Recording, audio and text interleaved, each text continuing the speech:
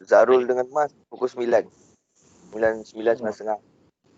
Oh, okey. Tak apa. Alright, tak apa. Ni saya record dulu. Okey. Kalau dia orang masuk lambat pun nanti dia orang still boleh catch up kita lah. So dia boleh tengok apa yang kita bincangkan waktu-waktu yang sebelum dia orang masuk. Okey, betul. Okey. Actually last part time ni memang saya tahu sekarang ni dah sem ke berapa ya? Ni Cik Kuan Saya Iqbal. Hai Kuan sekarang ni sem ke berapa ya? Tahun ketiga, sem berapa lah? Sem ke berapa Empat kot. Sem keempat ke kelima? Sekejap, 3, 4, 5, 6, 9. Yang ni 9 lah. Oh, ya. Oh, dia 3 sem 1 tahun. Tahun 3 sem. Sem panjang 2, sem pendek 1. Oh, 3 sem 1 tahun. Jadi sekarang ni dah 3 tahun. Jadi almost 7 ataupun 9 sem lah. 9 sem. Ni sem yang ke-9 lah ni. Oh ya. Wah, panjang perjalanan 5 tahun setengah tu sepanjang hayat. Oh, yelah. Nama pun PPS stage Pembelajaran sepanjang hayat. Saya perkenalkan diri saya dulu. Okey. Okey dah. Okey, nama saya Anwar bin Muhammad Kasim. Syafiq dengar Ya. Syafiqah. Oh, Syafiqah. Syafiqah. Okey, saya nampak Syafiq. Okey. Syafiqah Okey.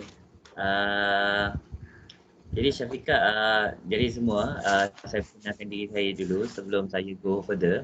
Okey, nama saya Anwar bin Muhammad Kasim. Saya tunjukkan muka saya sikit Mungkin yalah kita online je kan. So kalau kita boleh nampak muka saya ke? Boleh tak boleh. Boleh. Kacak ah. Nampak muka saya? Nampak.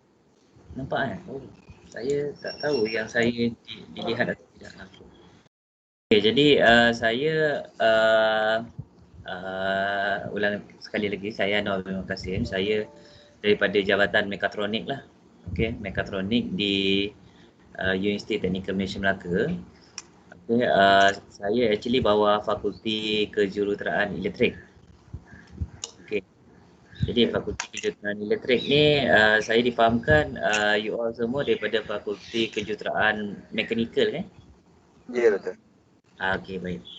Jadi itulah mungkin dari segi subjek elektrik tu subjek yang saya ajar ni mungkin akan menjurus banyak kepada elektrik, tapi saya akan cuba jadikan dia satu yang general lah supaya semua engineering student boleh faham dan cuba kita laymankan bahasa tu lah.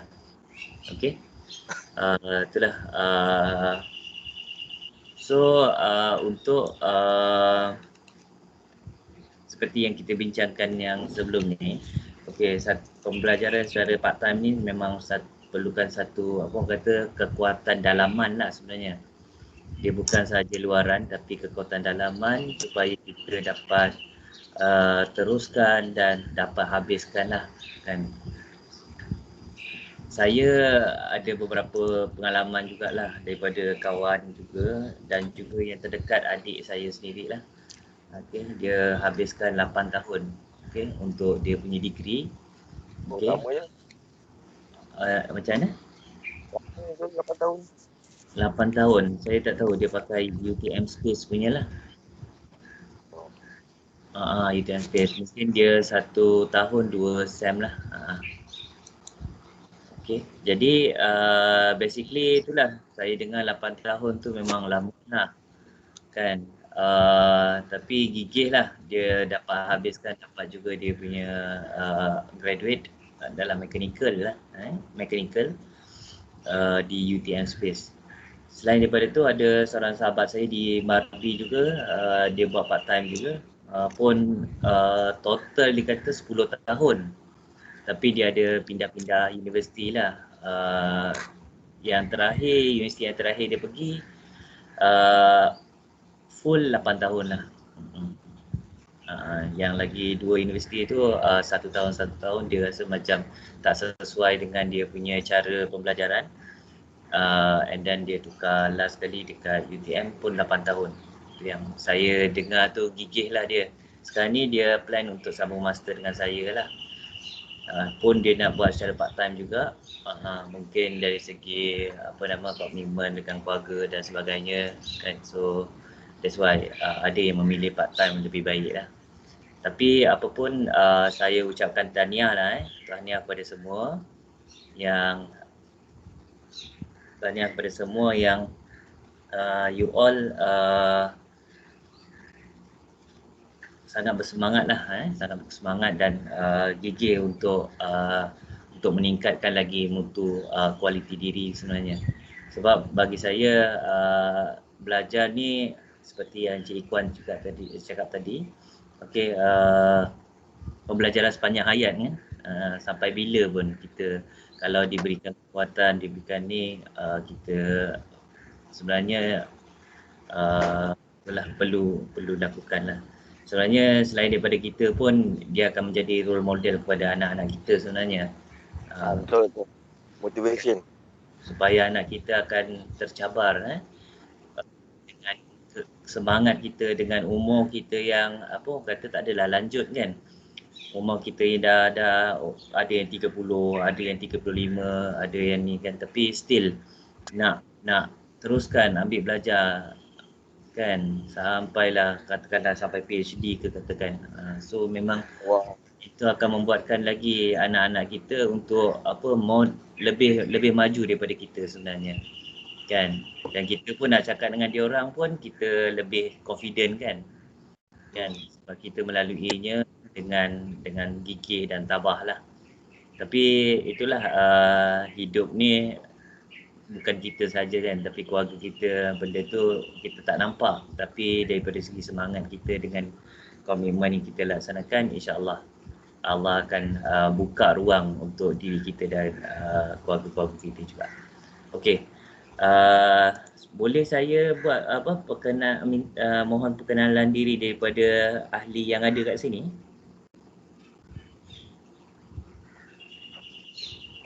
Nak kenal macam mana? Puan dulu ke?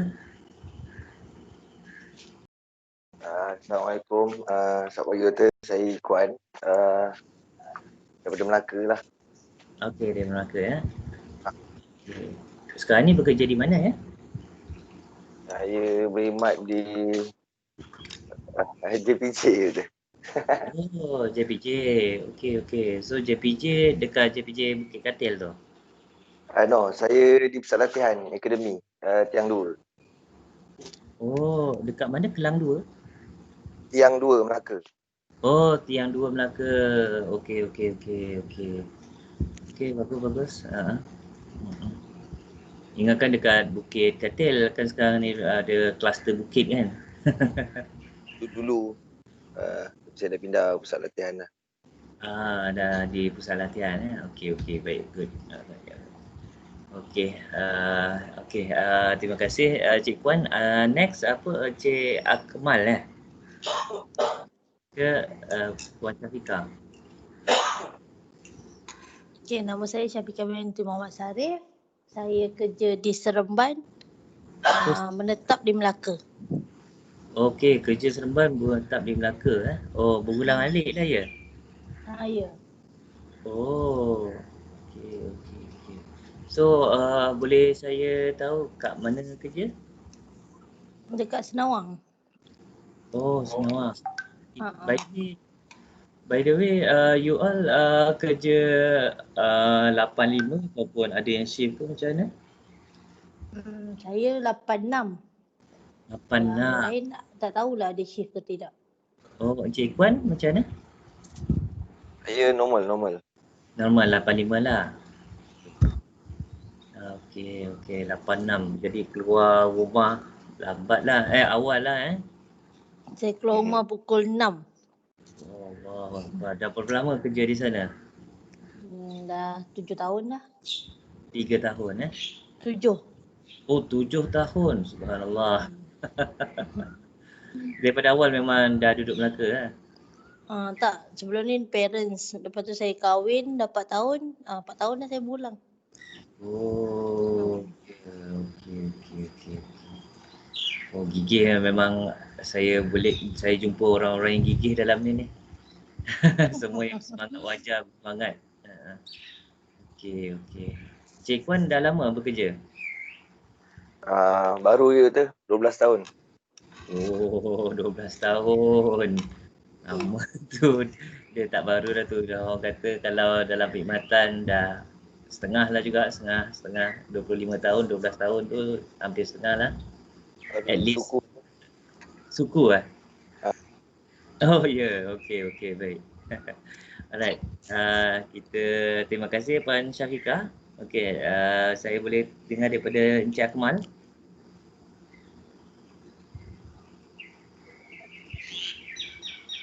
Assalamualaikum Encik Akmal.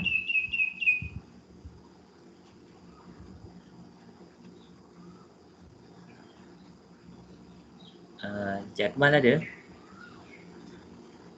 Tak dengar suara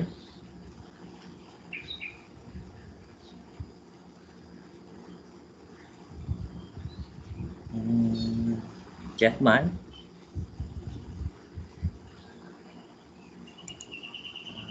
Okey, tak apalah. Nanti dah okey saya buka balik. Alright, so hari ni kita bermula dengan 3 orang, tapi insya-Allah lah saya yakin sahabat-sahabat kita akan datang sekejap lagi. Okey, Cik Zaharuddin. Cik Zaharuddin pun dah masuk.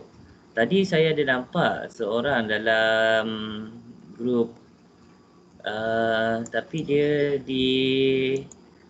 dibuat satu baru, meeting now. Cik Suhail Azmin. Dia ada dalam, tapi dia tak masuk lagi tempat kita. Kalau Encik Ikhwan boleh cuba maklumkan pada dia macam mana nak masuk dekat yang grup kita ni, boleh? Dekat yang kedua tu kot, betul? Yang kedua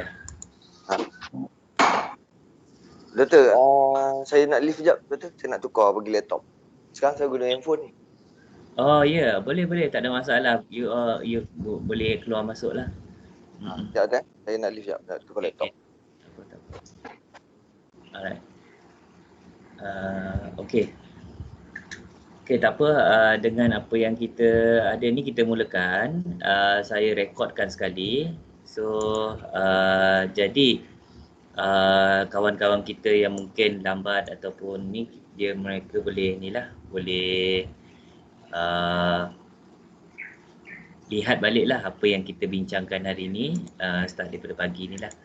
Okey, jadi saya dah buat survey hari tu. Oh, doktor tak dengar. Saya ada cerita mic saya rosak kot. Okey, Cik Akmal kata mungkin mic dia rosak. Okey, tapi tak apalah. Okey, yang penting you all dengar dan nanti kalau ada dah okey, kita boleh buat soal kenal lagi lah. Cik Zaharuddin ada?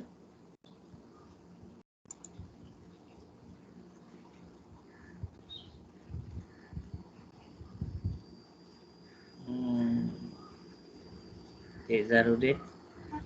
Doktor, saya tak apa dengar, doktor. Slow sangat. Oh, maksudnya suara saya slow? Suara slow.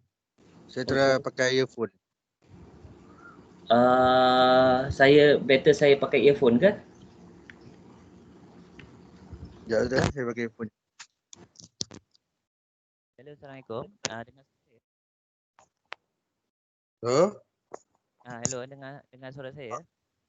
Doktor pakai earphone jelas lah. Ni Dengar, memang dengar. jelas lah. Ya, betul.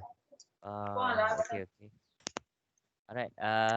Okay. Jadi Encik Zaharuddin boleh buat perkenalan diri sikit?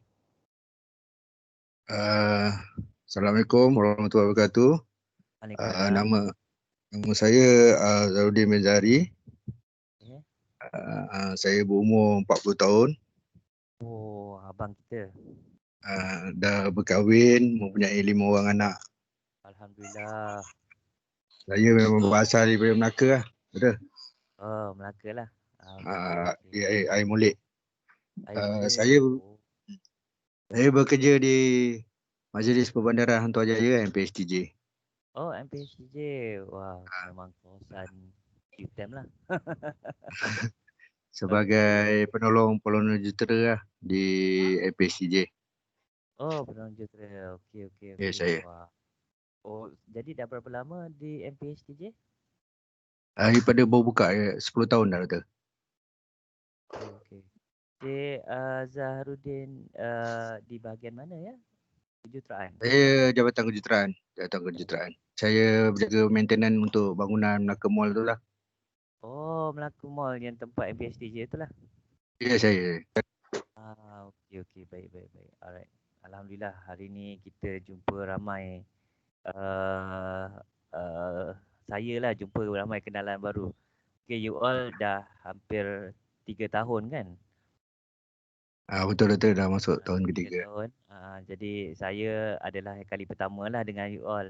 Jadi Alhamdulillah lah jumpa sahabat-sahabat baru lah. Boleh saya katakan abang-abang saya atau kakak-kakak saya lah ni. Oh. Saya Betul asal Melaka tak? saya lahir Muar. Oh. Tapi membesar dekat Gemas. Membesar di Gemas. Kemudian lepas saya duduk di luar negara 13 tahun, saya baru balik ke sini lah. Saya baru balik tahun 2019. Tahun lepas lah. Melaka tinggal kat mana tak? Melaka sekarang ni saya dekat Kerubung. Oh, Taman Kubung. Kerubung. Dekat dengan Azharul tu duduk tu. Azharul tu pun duduk. Oh, ya ke? Okey. Boleh ni. Nanti Zarul masuk kita boleh ni. Okey. Terima kasih Encik Zaharuddin ya. Sama tu. Alright. Boleh saya mohon Encik Suhail. Encik Suhail ada? Ada doktor, ada. Okey, baik. Encik Suhail boleh buat perkenalan diri sikit?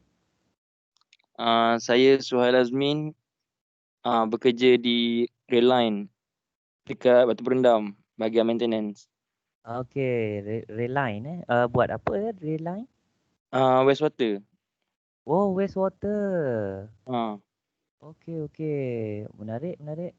So dia mau kepada maintenance ke monitoring ke macam mana? saya bahagian maintenance, doktor.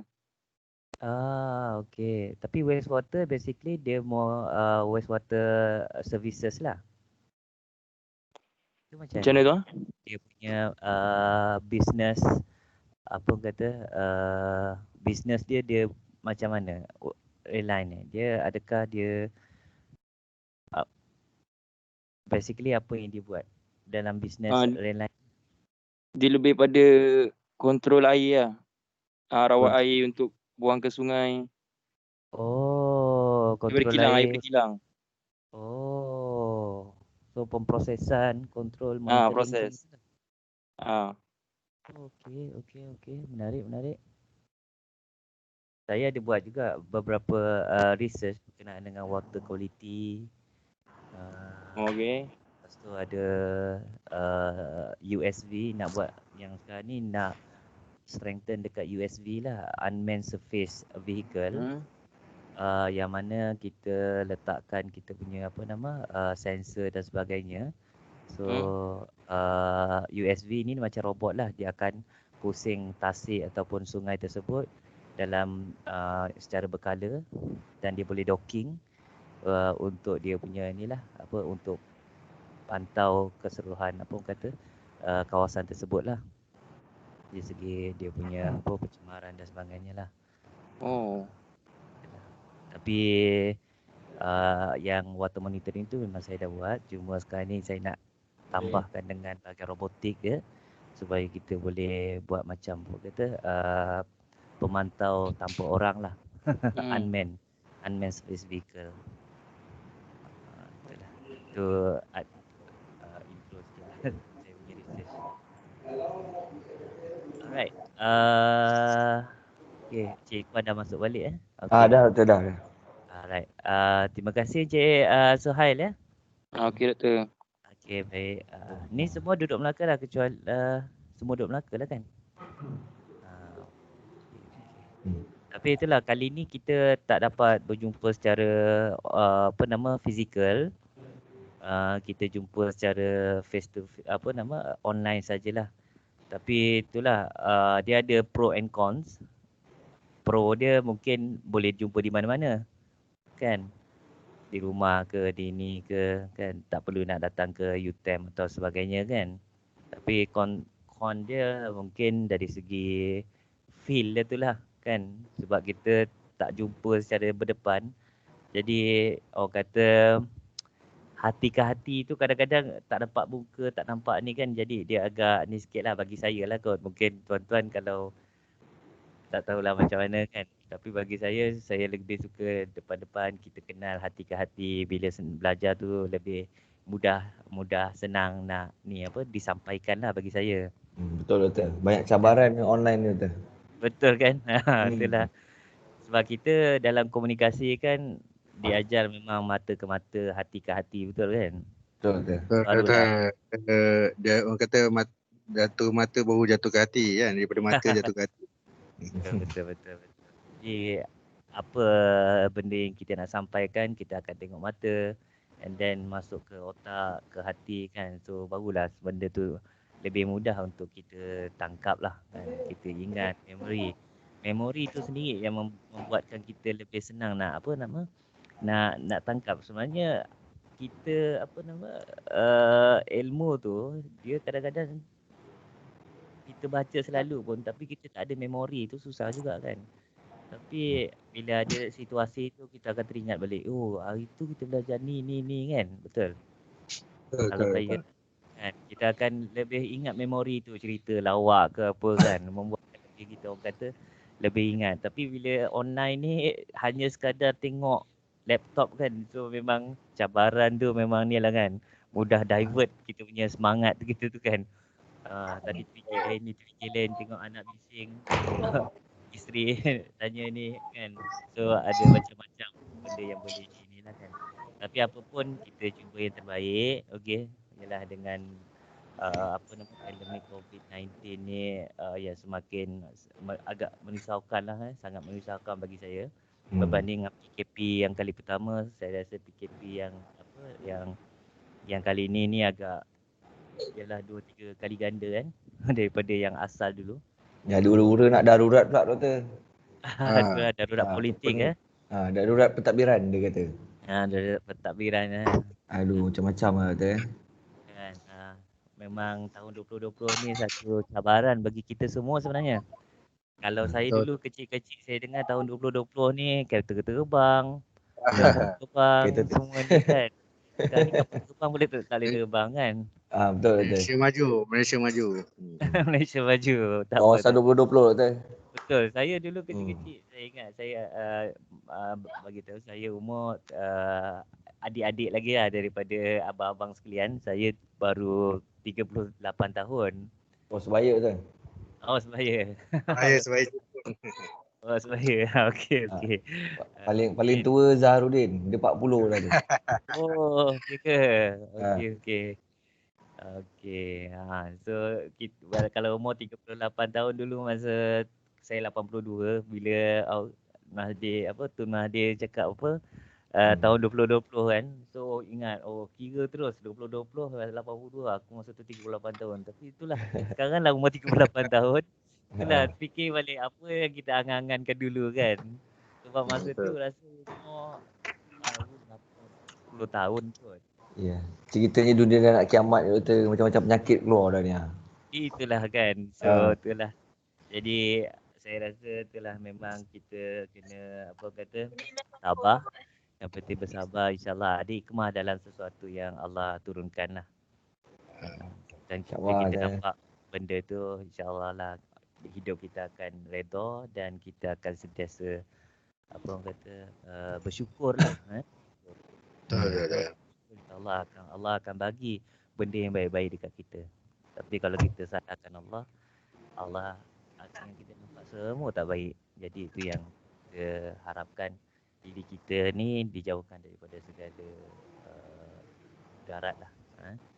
Okay. Jadi sorry kan saya bercerita panjang pula.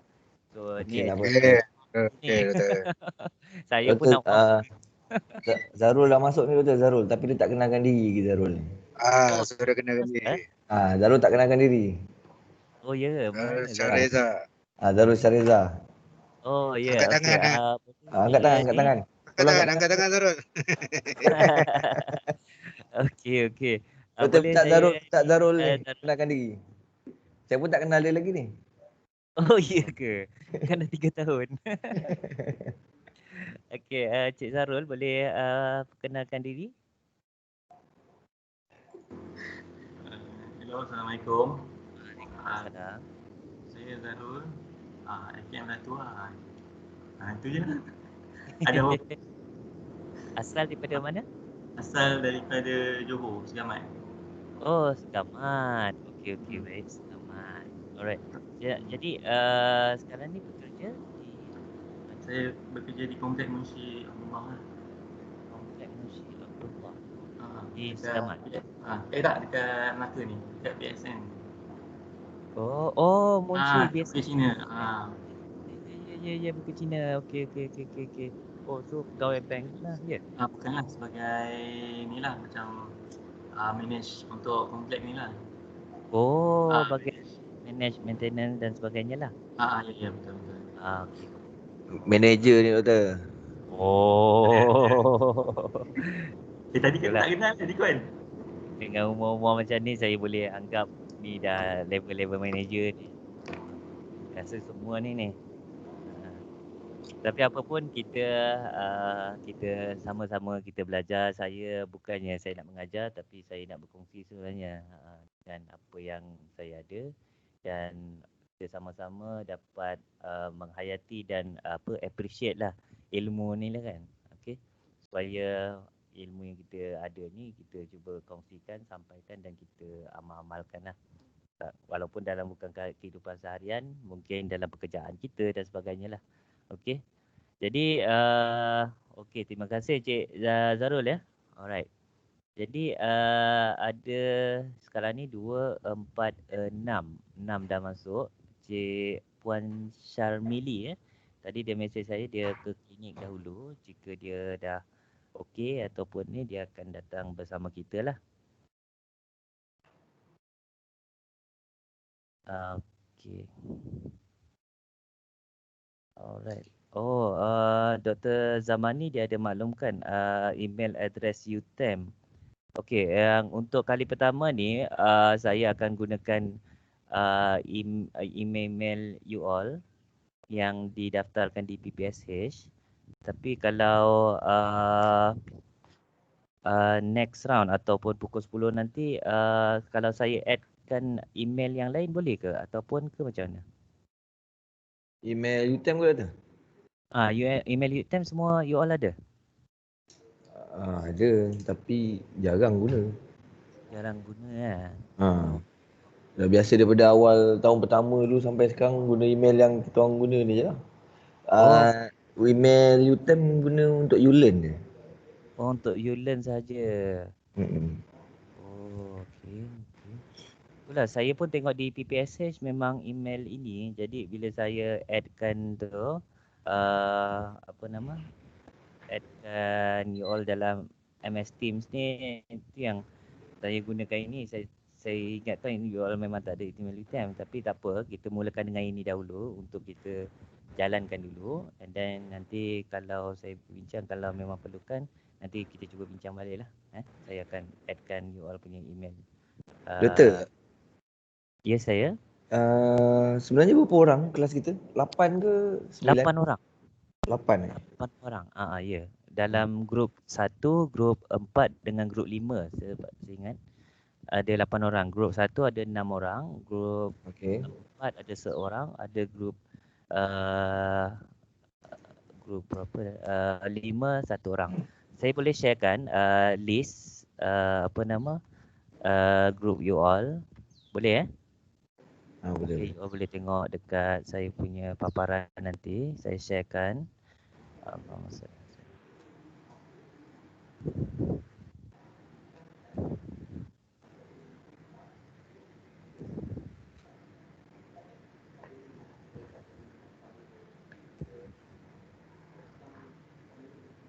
Okay,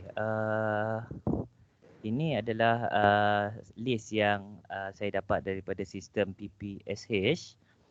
Okay, saya sharekan sekejap.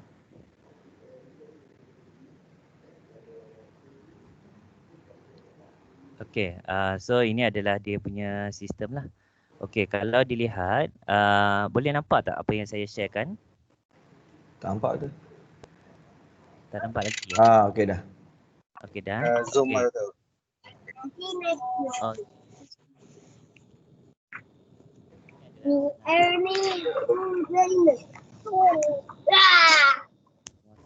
Tinggal lagi 2 orang lah, Puan Syamili dengan seorang lelaki, saya tak pasti. Okay, sekarang ni Azharul, Cik Azharul Azharul. ada? Cik Azharul. Azharul belum kata. Dia daripada Banting. Oh, kat Banting. Dia Banting nak balik Melaka. Oh, boleh keluar. Banting pula. Seremban. Sorry, Oh, Banting. Seremban. Okey, ingatkan Banting Selangor kan. Isteri saya asal Banting.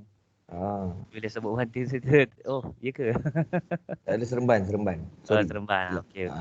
Dia dah pindah lah. Oh, ya. Yeah. Okey, baik. Jadi, Cik Azharul, lepas tu Puan Syamili, belum masuk lagi lah kan. Jadi, Puan Syafiqah ada, Cik Zaharuddin ada, Cik Zarul ada, Cik Ikhwan pun ada. Okey, next. Cik Muhammad Akmal Saimi ada dalam grup 4. Okey, last sekali Cik Suhail. Okey, daripada grup 5. Okey. Alright. Jadi ini semua ahli-ahli. Betul, yang grup 4 dengan grup 5 ni tak ramai ada. Dia orang dapat skrip. Dapat skrip. Skip. Dapat skrip kan? Exemption. Assumption Oh, dengannya saya tak pasti. Dengannya ada bukan exemption. Dia tak ambil ataupun dia dah exemption mungkin kot kan? Exemption. Doktor, ni Akmal ada maklum ni ada seorang lagi tercicir. Tapi saya tak pasti lah. PPSS bagi senarai untuk saya nak buat grup tu 8 orang kan. Pada doktor 8 orang kan? Saya dapat 8 orang. Sebab daripada grup 1 ni ada 6 orang. Betul. Kemudian daripada grup 4 seorang. Kemudian daripada grup 5 seorang. So 8 orang lah. Takut ada yang tercicir tu sebab ada Akmal ada maklum ni. Ada seorang lagi ni. Muka Robin. Oh ya. Yeah. Daripada FKM 4 saja saya tanya Akmal. Okey, tak apa. Nanti saya boleh mintakan nombor. Akmal boleh sharekan nombor dia ataupun nama keseluruhan dia ataupun capture gambar hantar kepada saya. And then saya boleh tanya pada PPSH.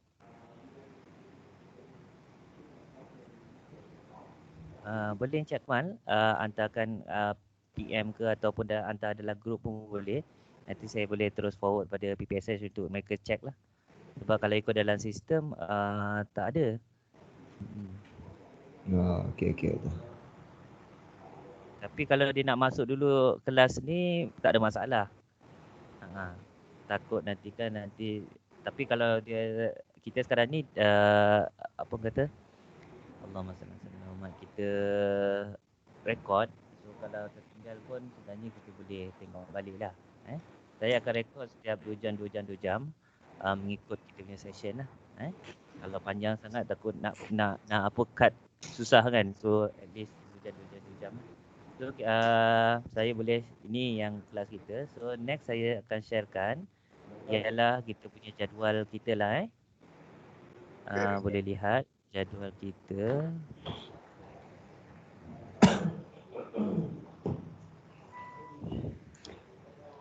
Okey, dari segi jadual kita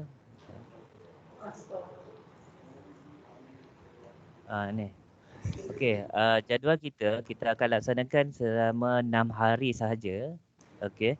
Selama kita punya dalam satu SEM ni, yang mana saya ada sharekan juga jadual ni dalam grup Teams dalam Teams. Oh ada tu eh? Ada.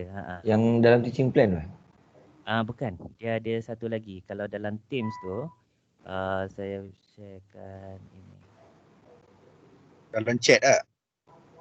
Bukan dalam file. Saya buka Teams kejap Dalam file ada 4 je, final slot teaching, lepas tu chapter 1, instrument teaching plan, senarai kehadiran. Oh ya. Kejap saya sharekan. Alright. So nampak yang MS Teams ni Nampak. Okay, dekat atas ni ada files kan? Okay, dalam file ni okay, ada ni chapter 1, kemudian ada teaching plan, kemudian ada slot teaching Ini jadual saya dengan Dr. Zamani nanti akan masuk. Okay, yang saya tunjukkan tadi. Kemudian ada senarai kehadiran. Ini yang saya tunjukkan tadi lah. So basically ini yang saya baru letak lah untuk chapter 2. Saya akan cuba letak malam ni untuk pelajaran esok. Okay, so ini adalah yang saya baru letak lah. Okay. Kejap tu, kat mana tu tak jumpa lah. Dekat yang kita punya subjek ni kan ada general post kan yang kita punya depan ni kan. Dekat file kan? Kemudian yang tadi dekat file, dekat tab file. Okay. Kemudian dekat tab file ni dia ada 4 finalize slot teaching for PPSS, lepas tu chapter 1 BK 1, 2, 3, instrumentasi teaching plan dan senarai kehadiran dalam file. Ya betul.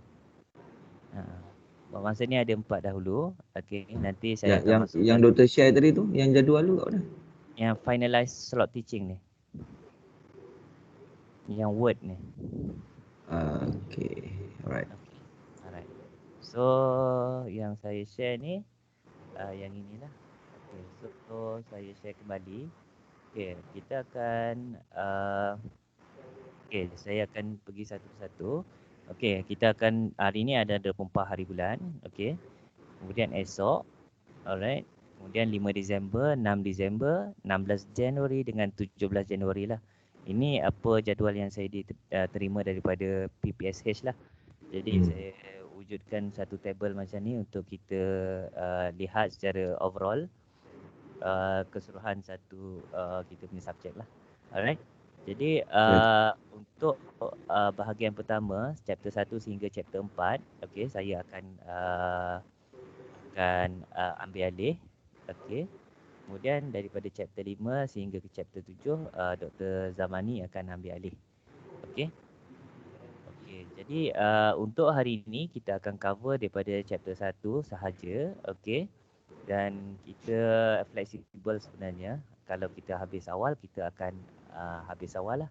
Kalau kita habis awal, kalau nak tambah juga yang esok punya dalam hari ni, kalau kita ala-ala nak pulun kan hari ni, esok boleh panjang sikit waktu rehat ke, itu terserah pada masing-masing lah. Macam mana? Boleh juga betul. Boleh juga. Yang lain macam mana, okey? Besok boleh basuh baju sekolah anak. Okay, setuju. Kerja okey. Tapi kita tengoklah. So saya pun tak boleh banyak borak-borak, nanti kan tak habis pula hari ni kan. Betul. Saya pun fikir juga kalau kita buat sampai 2 hari sampai petang ngadap komputer, anak-anak, keluarga pun pressure juga kan. Penat betul. Betul kan, penat kan. Jadi apa kata kita efisienkan lah. Alright. Santai-santai lah. Santai-santai. Okay. Basically saya rasa kalau you all dah biasa dengan pekerjaan, benda subjek ni memang mudah lah. Lagi-lagi maintenance dan kerja-kerja yang berkaitan dengan peralatan kan. Jadi itulah. Okay, ini adalah dia punya ni. Kemudian nanti you boleh tengok secara detail lah sendiri Okay, saya sharekan lagi satu perkara. Ni saya just nak tunjukkan apa yang ada dalam tu supaya you all nanti nak check, you all boleh tahu mana nak check lah. Okay, so lagi satu ialah teaching plan.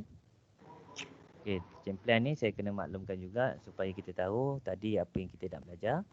Kemudian teaching plan ni macam mana dari sistem assessment, penilaian dia. Okay.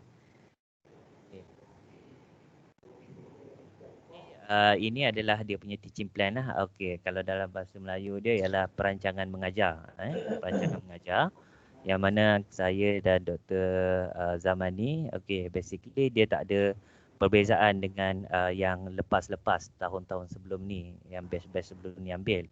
Okey, so basically ini apa benda yang perkara yang kita nak capai daripada pembelajaran ni. At least dalam akhir pembelajaran ni you all dapat belajar semua benda ni lah. Principle various term, principle measurement, apply suitable bridge technique, operation function untuk transducer sensor dan sebagainya lah. Okey, jadi dari segi reference ini kalau saya ada jumpa yang PDF ke apa, nanti saya boleh sharekan, tapi masa ni saya tak ada jumpa lagi.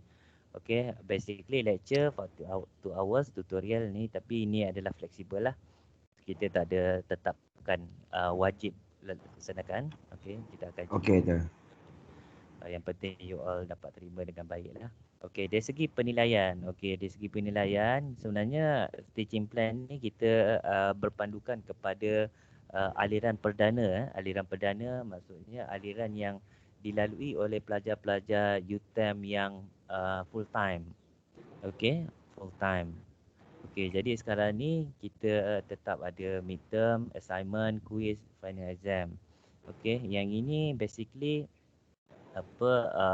sekarang midterm ni kalau untuk part time diberikan kelonggaran untuk kita buat sendiri. Saya dengan Dr. Zamani buat midterm sendirilah. Okey, kemudian assignment, quiz ni sendiri. Kita tak ada melibatkan dengan final dengan aliran perdana. Okey. Cuma untuk final exam ini selaras. Saya rasa you all pun faham kan, sebelum-sebelum ni kalau subjek yang ada kaitan dengan aliran perdana dia selaraskan betul. Waktu exam pun sekali. Betul. Okey, jadi I think you all dah faham. Saya rasa tak ada masalah lah. Okey, so ini adalah cara yang kita laksanakan, yang mana untuk kerja khusus ni termasuk midterm ialah 40% dan final exam adalah 60% lah. Okey, jadi yang final exam ni biasa saya tak pasti kali ni macam mana. Soalan 4, soalan 5 kata tu pilihan ataupun macam mana lah. Betul. Exam online juga ke? Ya online. Kalau exam, Okey. Saya tak pasti lagi. Kita belum dapat arahan lagi untuk SEM ni online ataupun tak. Kalau online biasanya 3 soalan je. Final. Ya, yang kalau lepas 4 soalan. Oh, 4 soalan. Semua jawab. Tapi kalau ikut saya punya perbincangan awal dengan aliran perdana macam ada 4 soalan. Tapi sekarang ni kita tak tahu lagi universiti dia tutup ke macam mana ke, ataupun dia secara online ni sampai habis SEM ke kan. So kita tak dapat lagi dia punya kata putus lagi sebab yalah, tengok COVID ni naik turun bukan sekarang ni naik je lah. Kalau kita bayangkan memang macam dulu lah kan. Tapi final lambat lagi betul. Bulan 2 tahun depan. Ya betul. Ya betul. Tapi tak apalah. Itu just ni lah.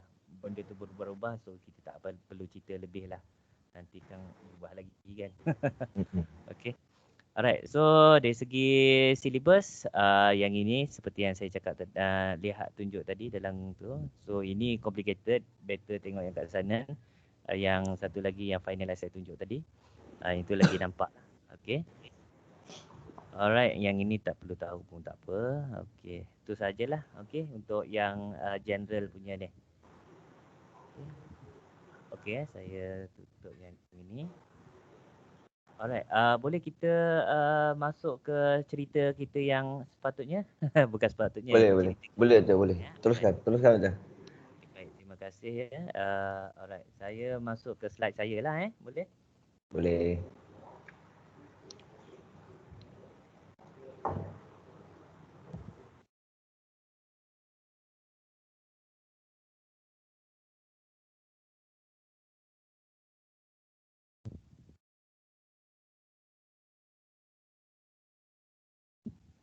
Okey, mau nampak ke saya punya slide? Okey, jadi slide saya ni adalah tajuk kita ialah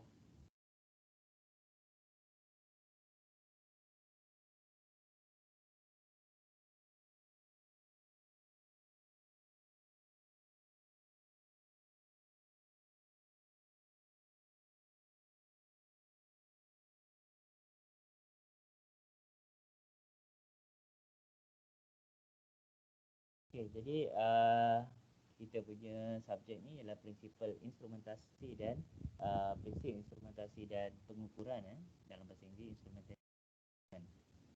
Okey. Jadi kalau kita lihat nama saya Anwar bin Muhammad Kasim.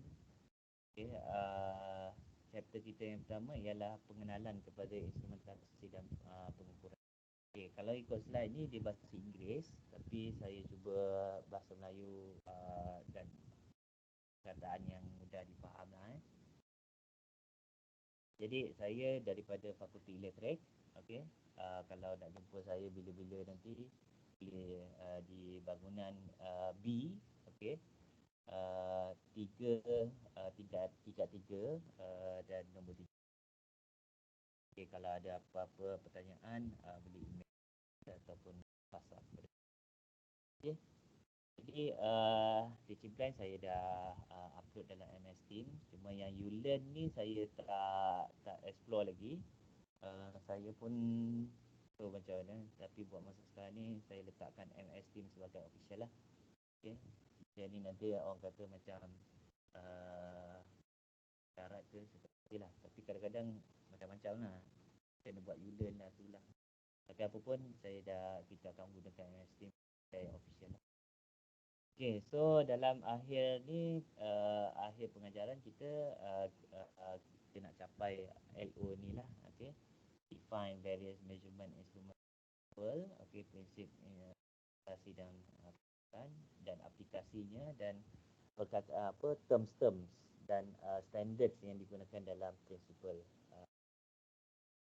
And then kita dah faham macam mana apakah itu jenis-jenis error yang terdapat dalam instrumentation, kemudian cross systematic random dan sebagainya.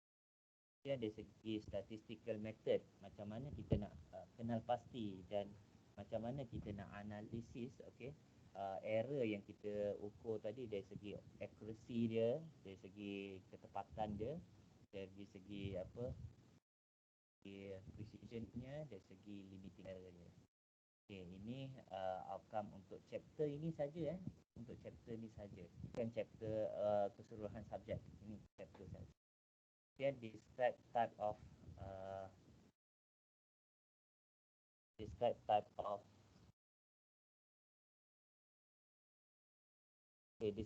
of noise. Jenis noise yang terdapat dalam pengukuran. Dan apakah impact ataupun dia punya kesan dalam kesan dan dia punya cara untuk kita kurangkan noise tadi. Noise ni ibaratkan macam gangguan dalam pengukuran kita. Kan? Jadi dalam chapter outline, kita akan mulakan dengan part 1 sekarang ni. Dari segi pengenalan, kemudian SI unit.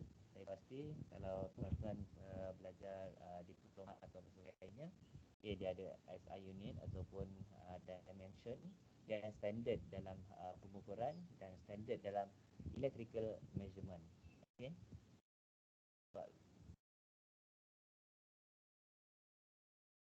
Kemudian next ialah part 2, kita akan go for characteristic. Macam mana kita nak ukur dia punya karakteristik dari segi dia punya performance dia sama, dari segi statik, dari segi dynamic. Iaitu dari segi statik dia terdapat dari segi measurement error kesilapan dalam pengukuran. Ya. Hello, dengar?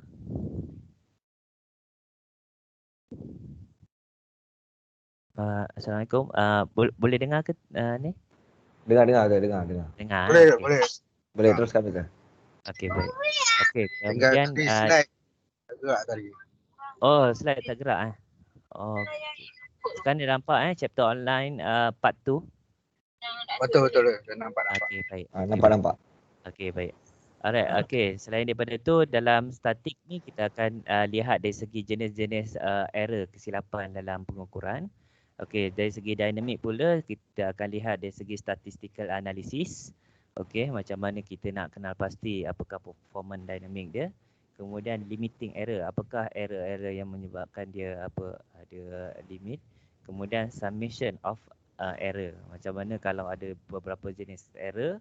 Okey, jenis dia punya error tu kita nak gabungkan dia punya dua error tu dalam satu sistem. Alright. Kemudian dari segi instrumentasi, ini term-term yang kita akan kenal pasti dahulu kan. Okey, ada antara definition yang kita perlu tahu ialah instrument. Apakah instrument? Instrument ialah device or mechanism used to determine the value or magnitude of the quantity under observation. Okey, maksudnya instrumen tadi ialah satu alat atau mekanisme yang kita boleh gunakan untuk mengenal pasti.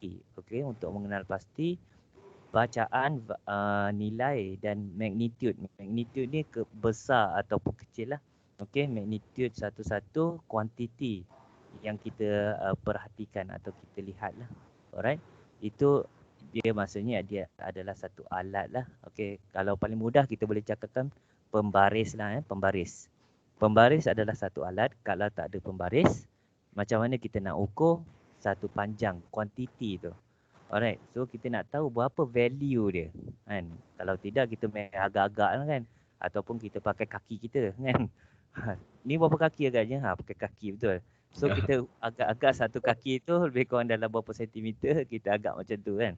Tapi instrumen ni ibaratkan macam itulah, pembaris yang kita gunakan untuk kita ukur.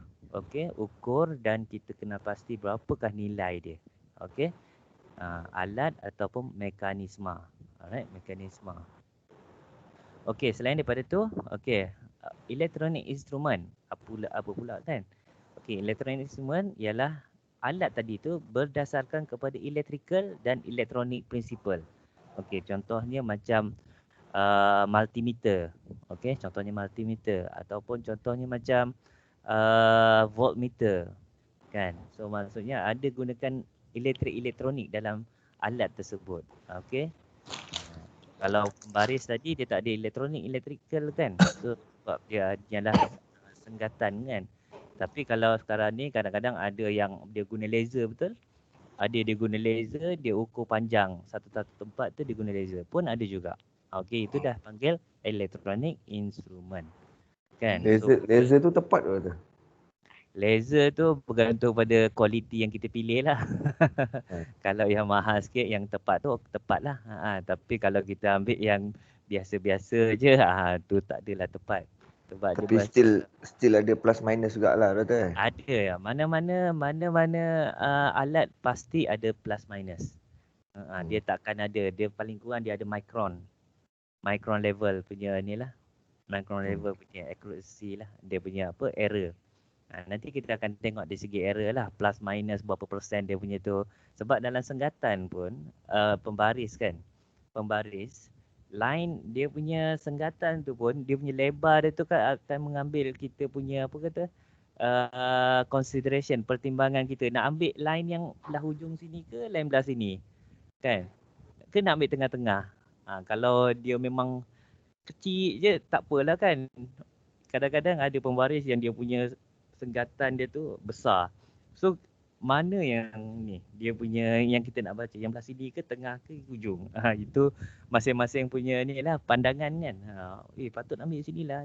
Itu pun benda kecil macam tu kadang-kadang boleh jadi error kan. Padahal dengan printing punya sebab je yang boleh menyebabkan benda tu kan. So basically error memang tetap akan ada error. Cuma berapa besar error dia. Alright. Okay. Kemudian instrumentation system. Instrumentation system ialah physical system which is collected of physical object connect in such way to give the desired output response. Okay. So maksudnya kalau dia sistem ni dia lebih besar lah. So maksudnya dia ada digital data logging system dan sebagainya lah. Dia bukan sahaja dapat nilai tu tapi dia boleh ada sistem-sistem untuk loggingkan, rekodkan dan sebagainya. Okay, may be defined as assembly of various instrument. Dia gabungan beberapa instrumen dan other components interconnected to measure, analyze and control. Okay, maksudnya dia lebih sophisticated lah. Dia bukan sahaja untuk ukur saja, dia ada untuk ukur, analisis, kawalan. Okay, dari segi electrical ke, thermal ke, hidrolik ke dan sebagainya. Okay, ni dia panggil bila dia sebut sebagai sistem, maksudnya dia gabungan beberapa sistem. Sama juga macam kita punya badan. Okay, kalau kita ada katakan sistem pernafasan. Sistem pernafasan apakah organ yang terlibat? Okay, katakanlah paru-paru, okay, trachea, hidung. Kalau tak ada semua benda tu, dia bukan satu sistem lah. Okay, dia gabungan beberapa device ataupun alat ataupun organ menyebabkan dia akan hasilnya satu sistem. Okay, sama juga dalam electrical. Kalau satu sistem ni, kalau satu je device, dia tak panggil satu sistem lagi. Tapi dia gabungan dan ada function yang tertentu, ada control, ada analisis, dia akan jadi satu sistem lah. Okay, boleh ikut boleh faham Boleh tu. Okay, bagus. Okay, Alhamdulillah. Okay, next kita boleh lihat dari segi an instrument may serve 3 basic function. Okay, dalam instrumen dia ada 3 basic function dia. Iaitu pertama indicating. Indicating ni ialah dia paparkan. Okay, paparan. Contohnya kita boleh indicate the value parameter under observation. Apa parameter, apakah nilai yang kita dapat daripada pemerhatian kita. Okay, contohnya osiloskop. Okay, osiloskop kalau kita tap kat kita punya apa panggil tu, dia punya kabel tu pada benda yang kita nak ni nak measure, dia akan keluarkan paparan display dia kan. Ataupun kalau itu osiloskop, mungkin kat ada yang tak pernah jumpa osiloskop, tak boleh nak bayangkan. Okey, katakanlah pembaris. Okey, pembaris indicating, maksudnya kalau kita measure dia menggunakan instrumen pembaris, okey, apa yang kita nampak dekat situ ialah paparan value yang kita nak baca untuk kita kenal pasti bahawa panjang dia berapa panjang. Okey, betul. Jadi simple, ialah indicating untuk paparan, okey, untuk tunjukkan. Okey. Dan instrument with a scale and movable pointer or maybe digital instrument. Okey, katakanlah siapa yang pernah pakai multimeter, dari segi electrical dia pakai multimeter contohnya. Okey, dia akan paparkan berapa volt, berapa ampere, okey, berapa dia punya resistor, perintang, bacaan perintang. Itu dari segi electrical lah. Okey, kalau bacaan mechanical, orang mechanical biasa pakai caliper. Okey, caliper. Okey, dia nak ukur berapa besar jari, berapa besar ketebalan, betul kan? Okey. Saya rasa orang mechanical biasa pakai itulah. Okey, ada yang jenis pakai elektronik yang boleh keluar dari segi digital, dan ada yang suruh baca dari segi apa orang kata, dia yang biasanya dia akan baca senggatan lah kan. Thickness contohnya. So kita pakai caliper tu, kita akan ukur ketebalan. Contohnya diameter, jari dalam, diameter luar. Okay, so daripada situ kita akan nampak indicating tu. Alright.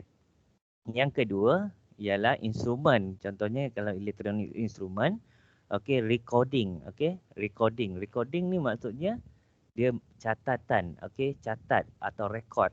Okay, to provide a permanent graphic record of variation in value of parameter under observation with respect of time. Okey, so maksudnya dia akan catat, okey, dengan menggunakan instrumen yang digital ataupun elektronik, okey, dia ada function untuk mencatat. Okey, yang mana apa yang dia catat kadang-kadang ada yang jenis manual, kan? Ada yang jenis auto. Okey, kita measure je, okey, dapat bacaan kita akan catat. Okey. Itu konsep instrumen dari segi manual lah. Okey, ada yang dia terus catat sendiri. Okey, sekarang ni zaman IT. Okey, pernah dengar perkataan IoT? IoT. Pernah dengar Doktor tapi tak tahu apa tu. Okey. IoT Okey, perkataan IoT ni datang daripada Internet of Things. Internet of Things. Okey, yang mana Internet of Things ni dia asal-asalnya dia nak, ada orang tu dia nak buat Internet of Everything. Semua benda yang ada dekat dunia ni dia nak tapkan internet pada benda tu supaya benda tu bercakap. Okey, contohnya okey, kita punya mesin basuh. Okey, mesin basuh kita kalau yang manualnya dia akan pusing je, betul? Okey, bayangkan kita nak mesin basuh kita tu bercakap, bahawa bagi tahu tentang kondisi dia. Kita letak dia terlalu berat contohnya dalam tu. Terlalu banyak menyebabkan dia terberhenti sendiri kan kadang-kadang. Okey. Jadi katakanlah kita nak dia bagi dia advance mesin basuh kita tu, kita letak banyak-banyaknya, dia akan message kat WhatsApp kita. Mesin basuh kita terlalu berat dan dia berhenti sendiri. Kan kadang-kadang kita frust kan. Kita pergi dekat mesin basuh lah, terberhenti, air penuh kan. Itulah saya pernah berlaku lah. Jadi frust, alamak ai. So benda macam tu lah, dia ada satu konsep baru yang mana Internet of Things ni dia akan connectkan pada wifi rumah kita ataupun wifi dia sendiri. Dia akan berkomunikasi dengan kita. Dia bagi tahu kondisi dia. So kita boleh pantau daripada jauh, kita boleh pantau, diberitahu jika ada apa-apa error ataupun masalah berlaku. Okey, selain daripada tu ada juga Internet of Things, contohnya dalam pertanian. Okey, kita letakkan sensor kita pada pokok, pada tanah ke contohnya. Okey, kita cucukkan dia and then dia akan bagi tahu. Okey, tanah dah kering. Okey, tanah dah kering. Jadi bila sampai dekat handphone kita, oh tanah kering. Okey, saya kena pergi siram. Tanpa kita, kadang-kadang kan kita busy lah apa semua kan. Kita datang, oh lah dah mati kan.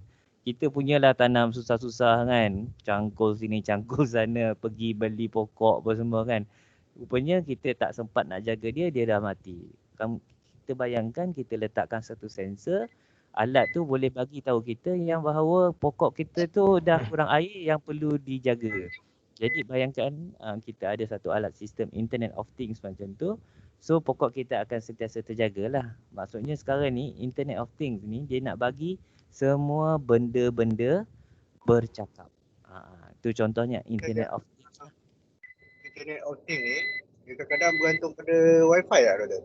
Ya betul, dia bergantung pada wifi dan kalau cara yang lain kita boleh pakai mobile data lah. Okey, kalau kawasan tu tak ada wifi, okey, kita boleh letakkan SIM card mobile data.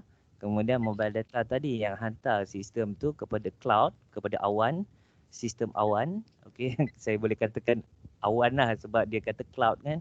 Cloud ni ada sistem database di atas awan. Okey. So memang kena ada satu komunikasi, adakah jadi wifi ke atau mobile data ke ataupun SIM card mungkin tak sesuai lah. SIM card jenis yang mobile data boleh.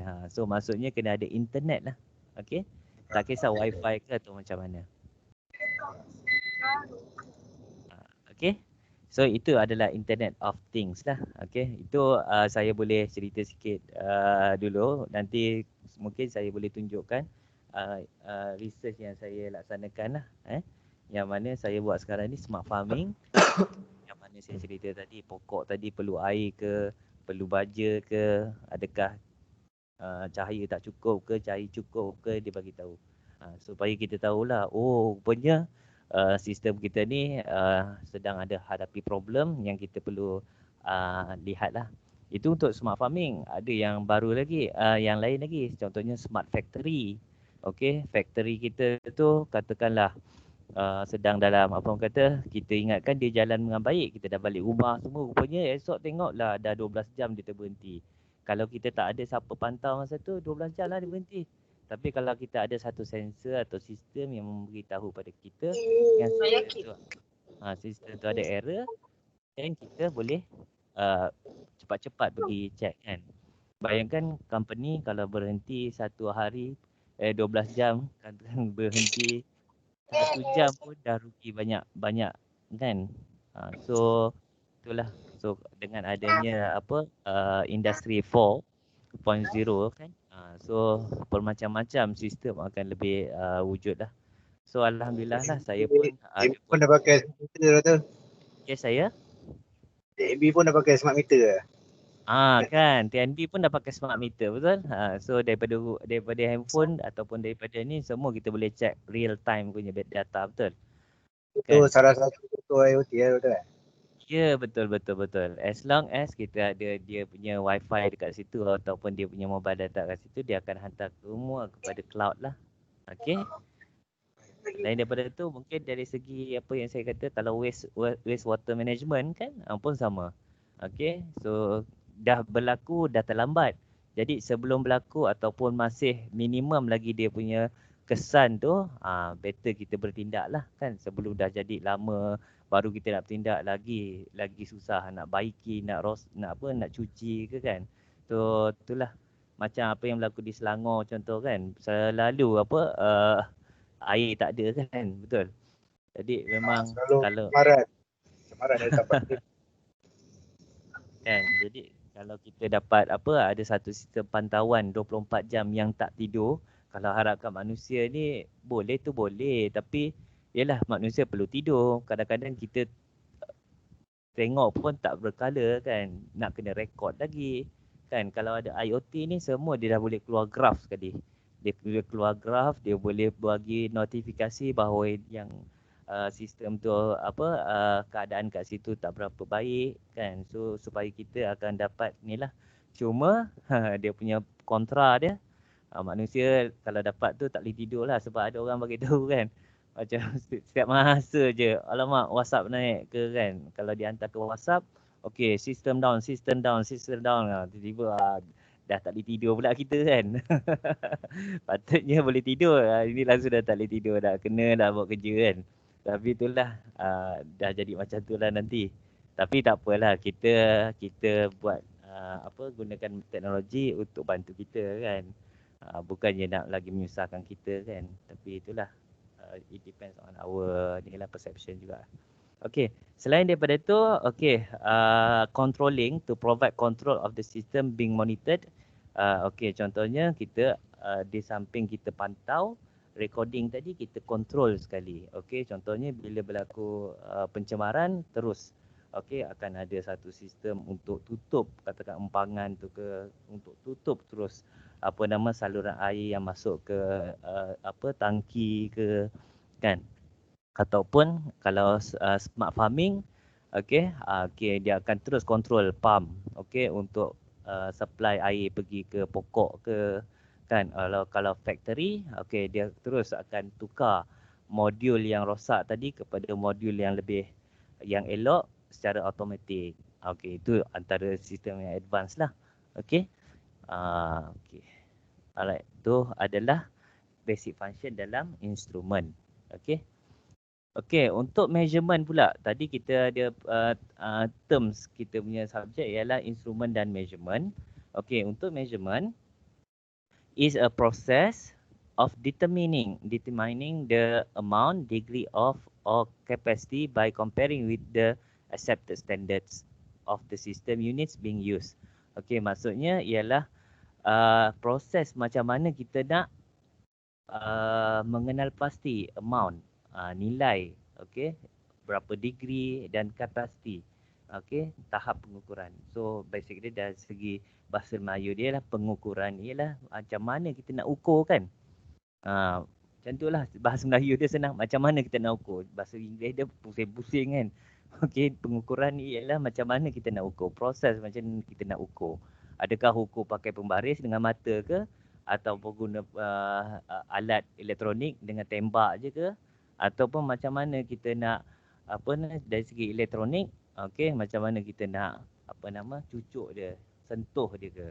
Okey, itu adalah cara-cara pengukuran lah. Okey, standard apa pula? Okey, standard ialah physical form of the unit measurement. Okey, physical form maksudnya bentuk fizikal yang macam mana of the unit dalam pengukuran tersebut lah. Contohnya standard SI, standard SI, sistem international kan, international system. Panjang apa meter, kalau berat kilogram kan, kalau apa lagi, masa second kan, itu adalah standard lah. Tak ada orang cakap masa tu detik ke, tak ada lah. Tu standard dia ialah second ataupun minit ataupun hour kan, jam. Okey, itu adalah standard. Okey. Sebab dalam measurement ni kena ada standard. Kalau tak ada standard nak ikut siapa kan? Sebab orang ni cakap standard ni, orang ni cakap standard ni, orang ni cakap standard ni. So dia ada persepsi berbeza lah. So ibaratkan kita lihat, okey, nombor 6 dengan nombor 9 kan.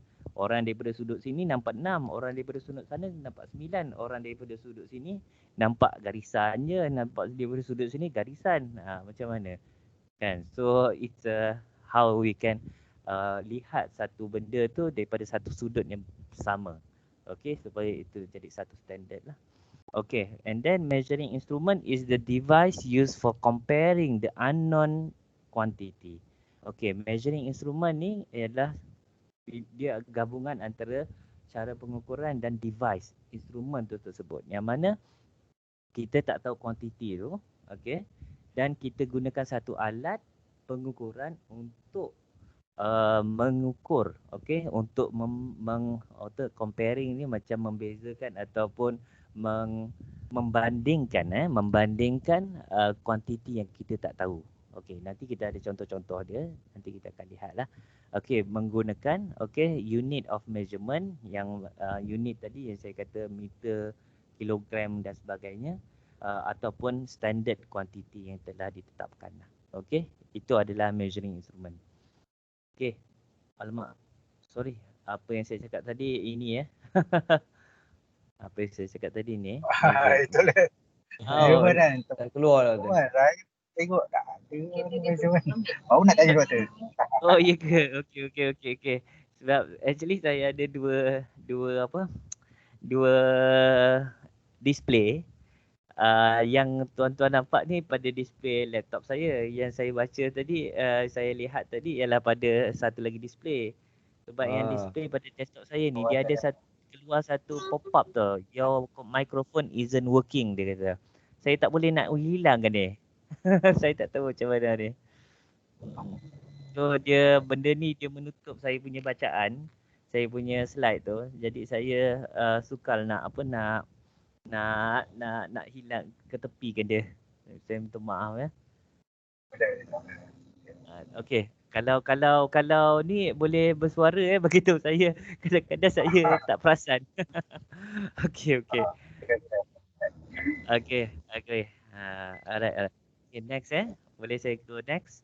Okay, next ialah dari segi measurement method, cara pengukuran kita. Adakah dari segi dia ada dua jenis, adakah dari segi direct ataupun indirect. Direct ni maksudnya ialah kalau bahasa Melayu dia secara terus lah. Okay, kita boleh nampak tu secara terus. Dan cara indirect ni, benda tu kita kena gunakan secara orang kata cara lain. Dia tak boleh cara terus, dia kena ada cara yang lain. Okey, contohnya untuk direct ni dia ada dua jenis lagi, iaitu comparison method, kita membezakan, ataupun deflection method. Okey, kita deflectkan dia.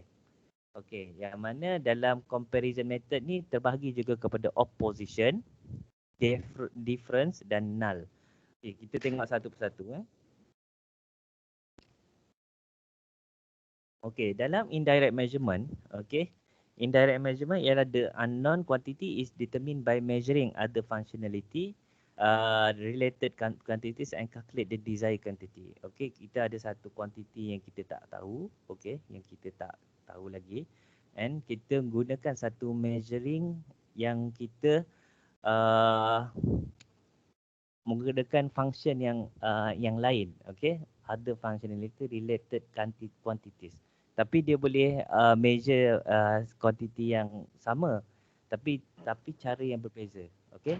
Contohnya, okay, rather than measuring is directly with the instrument, okay, yang mana kita menggunakan formula, okay, kita menggunakan formula. Ini that's why kita katakan dia indirect, okay. Kita tak tahu benda tu, tapi kita tahu macam mana nak kira V, dan kita tahu kira I. Contoh V ni voltage, okay. Contoh ni yang bawah ni, resistance of the conduct may be determined by measuring voltage across the conductor.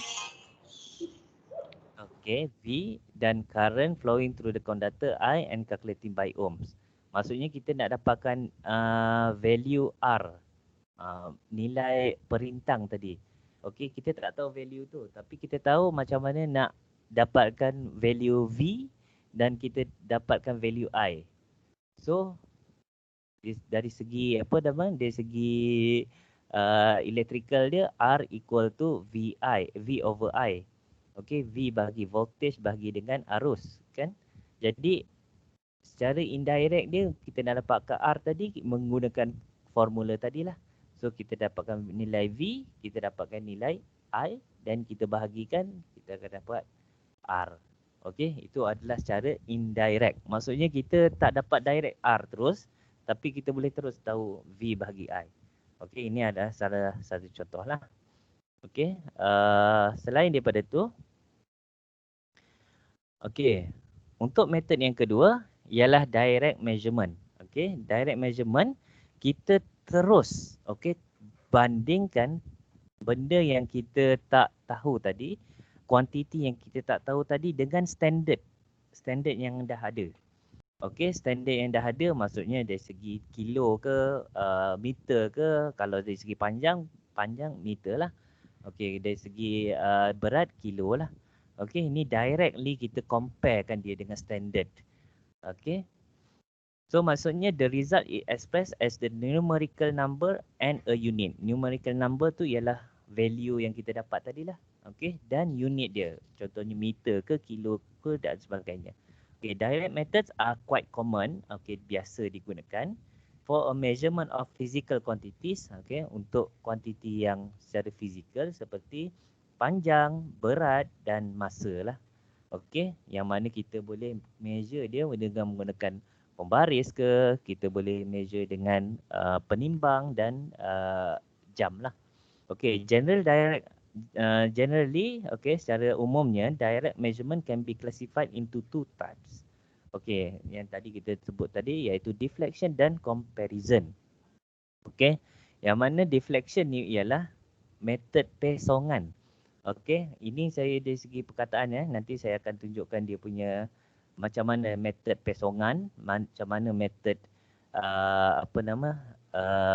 comparison dan metod null. Okey, dari segi metod pesongan, kita kembali kepada wording dia dulu. Okey, deflection, the value of unknown quantity is determined by means of measuring instrument having a scale graduate to the quantity under measurement directly, or simply the desired measured quantity is measured by using the measuring instrument that have the same quantity. Okey, contohnya measurement of current with an meter. Maksudnya directly kita baca current, okey, yang saya katakan arus tadi dengan menggunakan ammeter. Okey, kita kembali kepada kita punya slide ni. Okey, deflection ni tadi kita punya pembaris dan kat situ kita akan dapat bacaan A, direct. Okey, ini namanya deflection method. Okey, kalau dia naik sampai tahap ni maksudnya ni adalah bacaan kita lah. So ni deflection method. So sama juga kalau kita nak baca kita bacaan current, okey, terus kita tapkan dekat apa kita punya wire ataupun macam mana, terus kita dapat bacaan arus kan, ataupun kita clampkan dia ke kan, so terus kita dapat bacaan arus tadi, betul? Okey, dia tak payah nak buat apa-apa, so dapat direct. Ataupun pembaris kan, pembaris kita nak tahu panjang, pop terus dapat bacaan panjang dia. Okey, dalam sentimeter ke meter, tapi unit SI dia ialah meter lah, nanti kita akan lihat. Okey, kedua ialah comparison. Okey, the unknown quantity is determined by direct comparison with a standard of a given quantity. Okey, so maksudnya it is applicable to quantities that can be reproduced by standards. Okey, maksudnya dah ada standards lah. Okey, this method usually efforts greater precision than indirect measurement. So sebab dia dah ada standards, jadi dia punya precision dia, tahap ketepatan bacaan kita akan lebih tinggi lah. Okay, because the error of the result is chiefly determined by the insignificant error. Okay, so all standards and the residual error can be kept to low values. Okay, so basically dari segi dia punya ketepatan dia akan lebih tinggi. Okay, disebabkan dia telah di-standardskan lah. Alright, alright. So untuk apa nama yang tadi comparison tadi, kita boleh bahagikan kepada 3 jenis method lagi. Okey. Iaitu kalau tadi comparison. Okey, nanti dia akan ada difference dan dia ada null method. Okey. So kita kembali kepada comparison kita, iaitu comparison ni terbagi kepada 3 lagi, iaitu opposition method, difference dan null method. Okey. Katakanlah comparison ni tadi opposition method in which two quantities, the measured quantity and the quantity reproduced by the standard, act simultaneously on a comparison device. Okay, for example, a weight on a balance. Okay, maksudnya kita ukur berat kita pada balance. Ukur pada balance. So maksudnya ukur pada balance tadi macam pengukur berat, okey, pengukur berat. So kat situ kita akan dapatkan opposition dia. Okey, selain daripada tu ialah difference method in which the different quantities act on a comparison device. Okay, example, comparing the length gauge block on the interferometer. Okay, ini difference between quantities. Okay, you boleh lihat. Okay, difference. Okay, kita katakanlah bacaan kita ialah A. Okay, dan reference dia ialah R. So kita, apakah dia punya difference dia, itulah adalah dia punya bacaan dia. Okay, contohnya kita letakkan satu reference panjang ni, kemudian kan kita letak satu panjang lagi satu ialah panjang ni. Jadi perbezaan dia tu kita ambilkan dia sebagai force, katakan ambilkan sebagai dia punya apa kata penambahan ataupun sebagainya. Okey, itu kita boleh katakan sebagai inilah dia punya bacaan dia.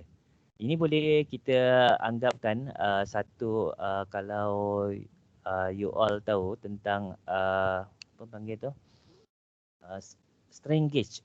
Pernah dengar strain gauge? Tak benar ke? Tak pernah tahu strain gauge. Okey, strain gauge ni ibaratkan dia satu sensor satu sensor, kita nak tahu kekuatan force dia. Okey, dia punya daya. Okey, daya tekanan kita, okey, daya kita tekan tu berapa banyak dia tekan. Okey, dia dah Yang selalu buat NSYS tu doktor? Ya, apa NSYS? NSYS apa? Untuk daya tekanan tu bukan NSYS tu. Kita nak ukur dia punya ketahanan, daya ketahanan. Saya boleh tunjukkan strain gauge. Tu je DJ pakai kot.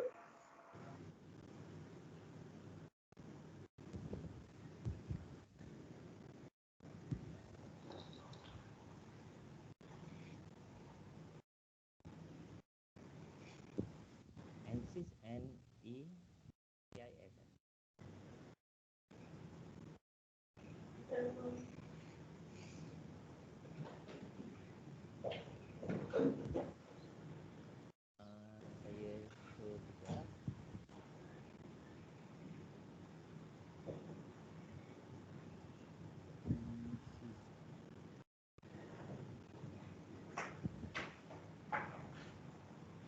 nampak tak? Ni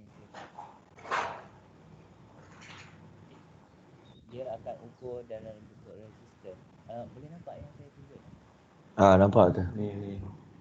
Boleh bila kita tekan dia resistor dia akan berubah dan perubahan resistor tu akan memberikan bacaan berapa banyak daya yang ditekan. Ini adalah satu contoh ni. Perbezaan. So dia ada reference dia. Dia tolak bacaan yang kita tekan tu, dia tolak yang bacaan yang reference tu dan dia tahu berapa banyak kita dah tekan lah. Ini adalah satu contoh untuk buat simple project lah. Okay.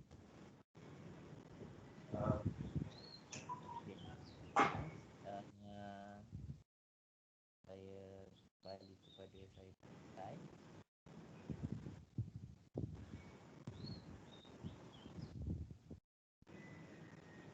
Okay. Nampak slide saya? Nampak tu, nampak. So difference method, example comparing the length, katakan length block using interferometer. Betul, nampak. Okay, kemudian ialah null method, okay, which is resultant effect of the comparison is zero. For example, in measuring resistance by means of DC bridge with the complete balancing.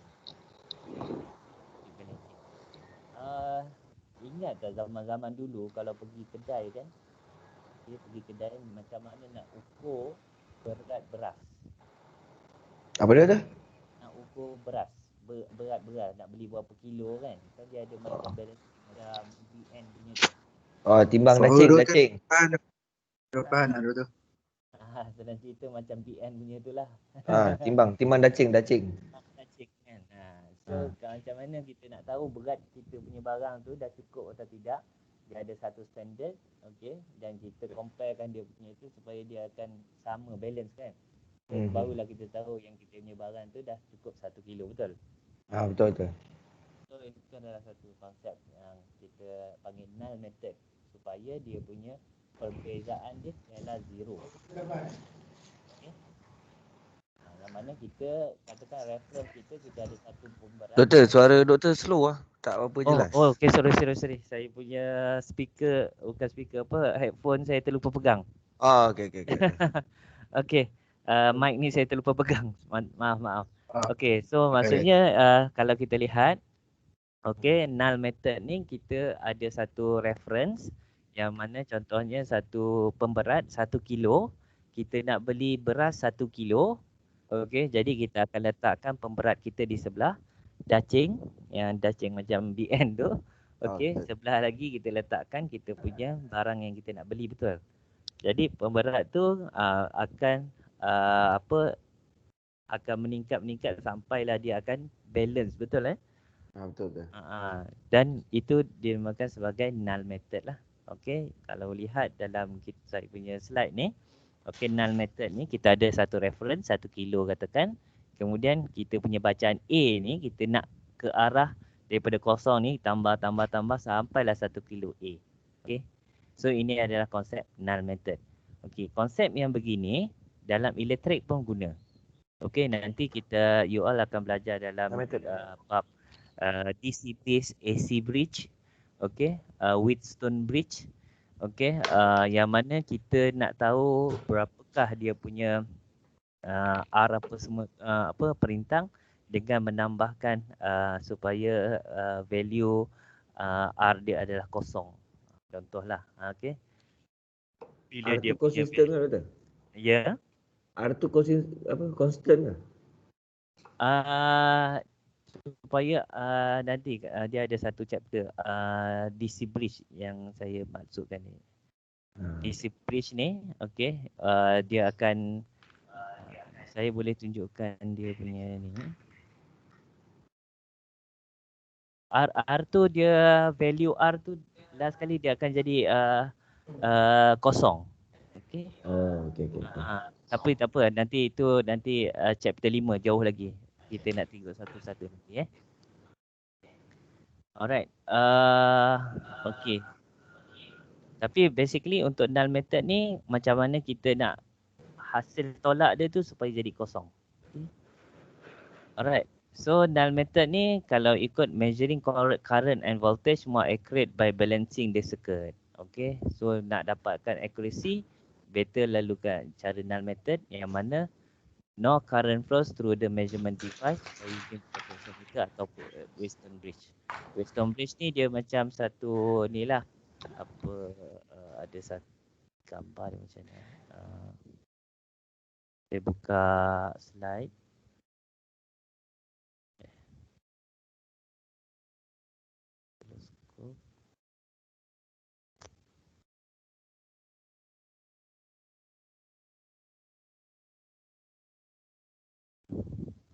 Ini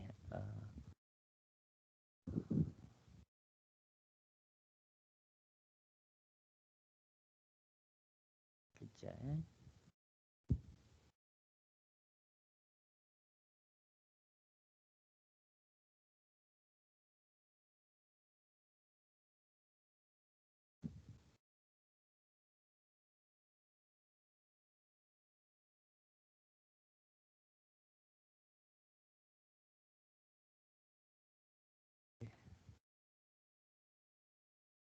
sekarang ni nampak apa di apa screen? Tak nampak apa tu. Kosong, gelap. Ya, apa?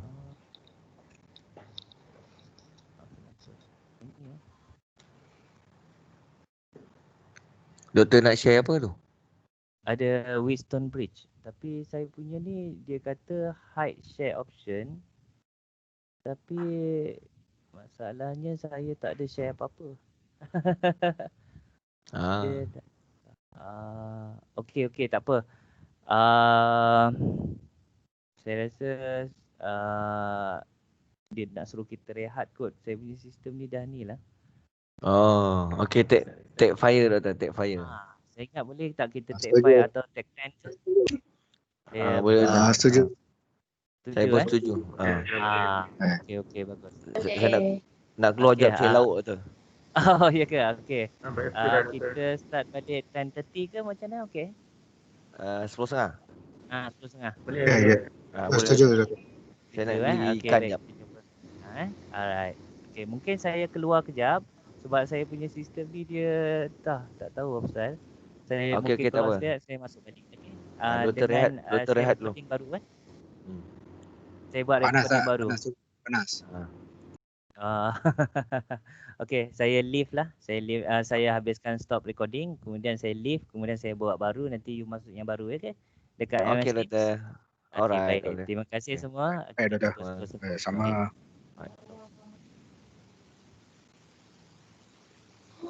Oh,